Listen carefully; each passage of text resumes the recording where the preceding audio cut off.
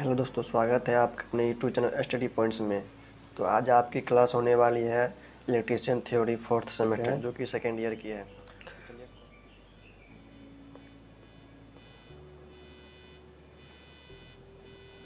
प्रश्न कह रहा है, प्रकाश की तीव्रता को मापने के लिए किस अवरोधक का उपयोग किया जाता है। प्रश्न कह रहा है, प्रकाश की तीव्रता को मापने के लिए किस अवरोधक का उपयोग किया जाता है। तो इसका राइट आंसर हो जाएगा ऑप्शन डी। ऑप्शन डी इसका राइट आंसर हो जाएगा। चलिए अगला प्रश्न देखते हैं।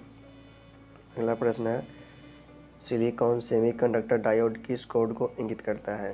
प्रश्न कह रहा है, सिलिकॉन सेमीकंडक्टर डायोड किस कोड को इंगित करता है। तो इसका राइट आंसर हो जाएगा ऑप्शन बी। ऑप्शन बी इसका राइट आंसर चला जाएगा। चलिए अगला प्रश्न देखते हैं। अगला प्रश्न है, फुल वेव रेक्टिफायर का इनपुट रिपल फ्रीक्वेंसी फिन क्या है। प्रश्न कह रहा है, फुल वेव रेक्टिफायर का इनपुट रिपल फ्रीक्वेंसी फिन क्या है। तो इसका राइट आंसर हो जाएगा आपका ऑप्शन सी। ऑप्शन सी इसका राइट आंसर हो जाएगा। प्रश्न देखते हैं। अगला प्रश्न है, एक सक्रिय घटक कौन सा है। प्रश्न कह रहा है, एक सक्रिय घटक कौन सा है। तो इसका राइट आंसर हो जाएगा ऑप्शन डी इसका राइट आंसर हो जाएगा ट्रांजिस्टर। चलिए अगला प्रश्न देखते हैं। अगला प्रश्न है, कौन सा अक्षर यौगिक पदार्थ कैडमियम सल्फाइड को इंगित करता है। प्रश्न कह रहा है, कौन सा अक्षर यौगिक पदार्थ कैडमियम सल्फाइड को इंगित करता है। तो इसका राइट आंसर हो जाएगा option D R. Option D right answer चला जाएगा। चलिए अगला प्रश्न देखते हैं। अगला प्रश्न है, प्रतीक का नाम क्या है। प्रश्न कह रहा है, यानी कि आपको इनका नाम बताना है। चलिए इसका राइट आंसर देख लेते हैं। इसका राइट आंसर होगा दो input NAND gate. Option D. Option D right answer चला जाएगा। चलिए अगला प्रश्न देखते हैं। अगला प्रश्न है, एक निष्क्रिय घटक कौन सा है। प्रश्न कह रहा है, एक निष्क्रिय घटक कौन सा है। तो इसका राइट आंसर हो जाएगा ऑप्शन डी कैपेसिटर या संधारित्र। राइट आंसर हो जाएगा ऑप्शन डी।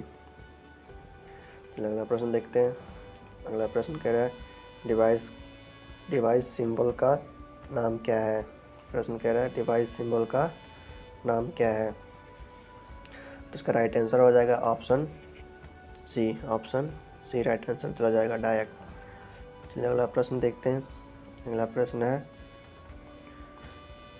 कह रहा है, हेक्साडेसिमल संख्या प्रणाली में कितने वर्ण हैं। प्रश्न कह रहा है, हेक्साडेसिमल संख्या प्रणाली में कितने वर्ण हैं। तो इसका राइट आंसर चला जाएगा option D 16। Option D right answer हो जाएगा। चलिए अगला प्रश्न देख लेते हैं। अगला प्रश्न कह रहा है, कौन सा इलेक्ट्रॉनिक सर्किट बिना इनपुट के एसी सिग्नल उत्पन्न करता है। प्रश्न कह रहा है, कौन सा इलेक्ट्रॉनिक सर्किट बिना इनपुट के एसी सिग्नल उत्पन्न करता है। तो इसका राइट आंसर हो जाएगा आपका, इसका राइट आंसर हो जाएगा option D. Option D right answer चला जाएगा दोलन सर्किट राइट आंसर चला जाएगा। चलिए अगला प्रश्न देखते हैं। अगला प्रश्न है, कौन सा उपकरण मापे हुए या परीक्षणित मात्रा का एक दृश्य प्रतिनिधित्व प्रदान करता है। प्रश्न कह रहा है, कौन सा उपकरण मापे हुए या परीक्षणित मात्रा का एक दृश्य प्रतिनिधित्व प्रदान करता है। तो इसका राइट आंसर चला जाएगा आपका option C. Option C right answer चला जाएगा। ऑप्शन सी राइट आंसर चला जाएगा। चलिए अगला प्रश्न देखते हैं। अगला प्रश्न है, एम्पलीफायर का नाम क्या है। प्रश्न कह रहा है का नाम क्या है। तो आपको इसका नाम बताना है। तो इसका राइट आंसर देख लेते हैं। इसका राइट आंसर हो जाएगा option C class B push pull amplifier. इसका राइट आंसर बी चला जाएगा। ठीक है, चलिए अगला प्रश्न देखते हैं। अगला प्रश्न है, एक दोलन सर्किट में अनुवाद आवृत्ति की गणना करने का सूत्र क्या है। प्रश्न कह रहा है, दोलन सर्किट में अनुवाद आवृत्ति की गणना करने का सूत्र क्या है। इसका राइट आंसर चल देख लेते हैं। इसका राइट आंसर हो जाएगा ऑप्शन सी। ऑप्शन सी इसका राइट आंसर चला जाएगा। चलिए अगला प्रश्न देखते हैं। अगला प्रश्न है, सिलिकॉन ट्रांजिस्टर के संचालन के लिए बेस एमिटर जंक्शन में न्यूनतम वोल्टेज की आवश्यकता क्या है। प्रश्न कह रहा है सिलिकॉन ट्रांजिस्टर के संचालन के लिए बेस एमिटर जंक्शन में न्यूनतम वोल्टेज की आवश्यकता क्या है। तो इसका राइट आंसर देख लेते हैं। इसका राइट आंसर हो जाएगा ऑप्शन सी 0.6 वोल्ट से 0.7 वोल्ट। ठीक है, चलिए आगे बढ़ते हैं। अगला प्रश्न है क्रमशः 4 रंग बैंड लाल, बैंगनी, नारंगी और सोने के साथ प्रतिरोध का न्यूनतम और अधिकतम मान क्या है। यानी कि प्रश्न कह रहा है क्रमशः 4 रंग है जिसमें है लाल, बैंगनी, नारंगी और सोने के साथ प्रतिरोध का न्यूनतम अधिकतम मान क्या है। तो इसका राइट आंसर देख लेते हैं। तो इसका राइट आंसर हो जाएगा ऑप्शन सी 25,650 ओम से 28,350 ओम। ठीक है, ऑप्शन सी इसका राइट आंसर चला जाएगा। चलिए अगला प्रश्न देखते हैं। अगला प्रश्न है सिलिकॉन सामग्री में रोधिका वोल्टेज का कारण क्या है।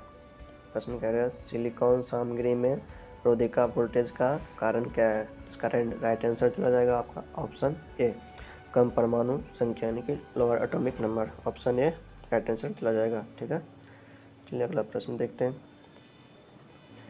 अगला प्रश्न है रिवर्स बायस डायोड में चौड़ी बाधा का कारण क्या है। प्रश्न कह रहा है रिवर्स बायस डायोड में चौड़ी बाधा का कारण क्या है। तो इसका राइट आंसर देख लेते हैं। ये तो नहीं होगा। हाँ, इसका राइट आंसर हो जाएगा option D. Option D right answer चला जाएगा। चलिए अगला प्रश्न देखते हैं। अगला है फुल वेव रेक्टिफायर सर्किट में आउटपुट वोल्टेज क्या है। प्रश्न कह रहा है फुल वेव रेक्टिफायर सर्किट में आउटपुट वोल्टेज क्या है। कुछ भी नहीं है, नो वोल्टेज कुछ, यानी कि ऑप्शन ए राइट आंसर चला जाएगा। ठीक है, चलिए अगला प्रश्न देखते हैं। अगला प्रश्न है कौन सा फिल्टर सर्किट रेक्टिफायर सर्किट में वोल्टेज स्पाइक्स को हटाने में सक्षम है। प्रश्न कह रहा है कौन सा फिल्टर सर्किट रेक्टिफायर सर्किट में वोल्टेज स्पाइक्स को हटाने में सक्षम है। यानी कि इसका राइट आंसर हो जाएगा ऑप्शन ए एलसी फिल्टर। ठीक है, चलिए अगला प्रश्न देखते हैं। ड्राइव में आउटपुट चरण में उपयोग किए जाने वाले पावर इलेक्ट्रॉनिक घटक का उन्नत संस्करण कौन सा है। प्रश्न कह रहा है ड्राइव में आउटपुट चरण में उपयोग किए जाने वाले पावर इलेक्ट्रॉनिक घटक का उन्नत संस्करण कौन सा है। तो इसका राइट आंसर हो जाएगा आपका ऑप्शन डी। ऑप्शन डी इसका राइट आंसर चला जाएगा। ठीक है, IGBT। चलिए अगला प्रश्न देखते हैं। अगला है दशमलव संख्या को बाइनरी नंबर में कैसे बदला जा सकता है। प्रश्न कह रहा है दशमलव संख्या को बाइनरी नंबर में कैसे बदला जा सकता है। तो इस प्रश्न का आंसर आप लोगों को कमेंट में बताना है। ठीक है, आज के लिए बस इतना ही, मिलते हैं नेक्स्ट वीडियो में। जय हिंद।